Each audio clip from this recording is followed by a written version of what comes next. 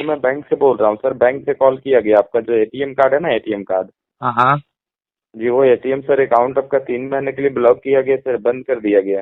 क्यों?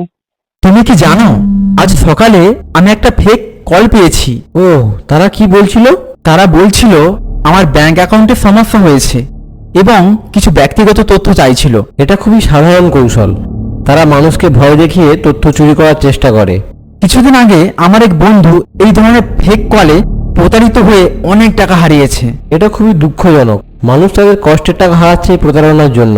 আমাদের উচিত ফেক কল এড়িয়ে চলা এবং কখনোই ব্যক্তিগত তথ্য শেয়ার না করা। হ্যাঁ, এবং যদি এমন কোনো কল আসে সরাসরি ব্যাংক বা সংশ্লিষ্ট সংস্থার সাথে যোগাযোগ করা উচিত। ফেক কলের ফাঁদে পড়বেন না, সচেতন থাকুন এবং নিরাপদে থাকুন। আপনার এবং আপনার পরিবারের সুরক্ষার জন্য সবসময় সতর্ক থাকুন।